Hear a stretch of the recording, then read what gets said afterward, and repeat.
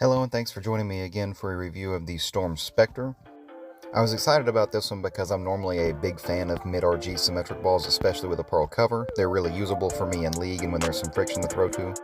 Also, at a closer look, I was really excited about this one because R3S Hybrid is on the Phase 3, and out of the box, that ball outhooked anything in my bag by probably an arrow. And it didn't take me long to see more of the same out of the Spectre.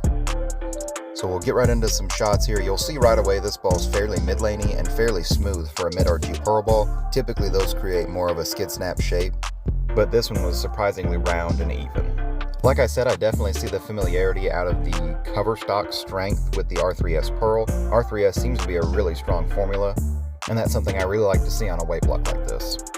On paper, I expected this ball to be on top of the Wolverine a lot more than it ended up being. The Spectre is probably an arrow stronger than the Wolverine, and it's a whole lot smoother and mid-lanier. The Wolverine gets pretty far down the lane for me and makes a pretty big move on the back, and then once they carry down, it can't cut through all of that, and I typically have to shell up. I actually think the Spectre would be a good ball to shell up to because it's not a solid, but it's a pearl that mid-lanes a little bit more, and so that would help me sort of blend out those backs when they get sort of tight and funky in League. If I were to compare this to something in the current line as far as total hook potential, I would honestly be up in Zen territory. I think that this front to back is every bit as strong as the Zen. It's just a hair less dynamic because the RG is quite a bit higher. But overall, I see this pretty similar to the Zen as far as total hook potential. And really, it has that same quality that the Zen has, where it's a pearl ball, but it's really even and smooth. The difference is I don't think I'm going to need quite as much oil for the Spectre as I do for the Zen. You'll see as this ball goes down the lane, it does shine the deeper that I get, and that again was really surprising to me whenever I saw R3S Pearl. I didn't expect it to be every bit as strong as R3S Hybrid, just sharper, but that's exactly what it ended up being. I'm interested to see how it breaks in. The Phase 3, once I got some games on it and broken, and it did tame down some, and it became something that was closer to the middle of my bag than the top. Even if the Spectre does that, I think it's going to be a really usable piece because of the shape that it makes and the way that it stores energy and hits really hard, but isn't sharp and uncontrollable down lane. You see this ball going through the pins, it's not really boomy, but it is pretty continuous. It just sort of rolls up instead of really check marking. Overall, very strong piece. This was the fresh house shot that we bowled on, and so you really see it cutting through the oil as I get into 5th arrow by the end of the video, or that one rolled over about 28 and you see it just went dead flush.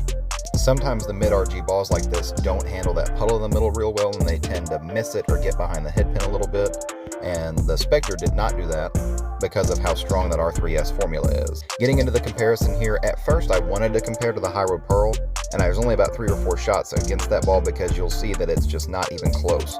I couldn't get the Spectre to lay off whenever I was striking with the High Road Pearl, and when I tried to move in with the High Road Pearl, I couldn't get it back from where I could get the Spectre back from. The Spectre is probably 2 performance points up as far as total hook potential. It's probably 2 zones stronger on the conditions that we were on. I imagine if you bolt on a little bit more friction, we don't have just a ton of friction, our house shot's fairly slick at Millennium Bowl. If you bolt on some more friction, they might get a little bit closer. But even here, you see the high road, it just, from that big angle and trying to cover that many boards, did not quite get the 10 pin down, and the Spectre absolutely trucks them. So I actually ended up doing the bulk of the comparison with the Trend 2, which is actually a polished hybrid, but the core numbers are fairly similar. And the Trend 2 is a favorite of mine because it lets me get my angles really steep and control the friction. But if I miss inside with the Trend 2, it tends to flat 10. It's pretty smooth, pretty lopey, and so it doesn't want to tip up and cut through the oil a whole lot. But it's great for being able to bend it and get it out to the friction quick because it doesn't overread it. Overall, I did have the Spectre a bit stronger than the Trend 2, front to back. The Trend 2 probably picks up a little bit sooner, but just doesn't have the strength or the motion down lane that I got out of the Spectre.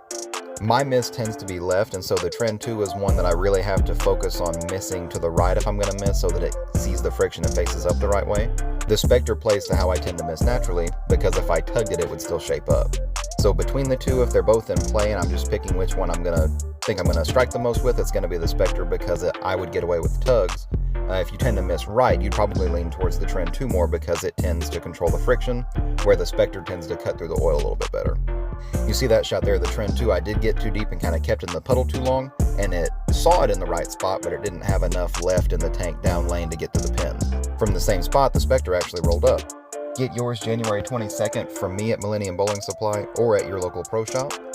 As always, thanks so much for watching, and we'll see you next time.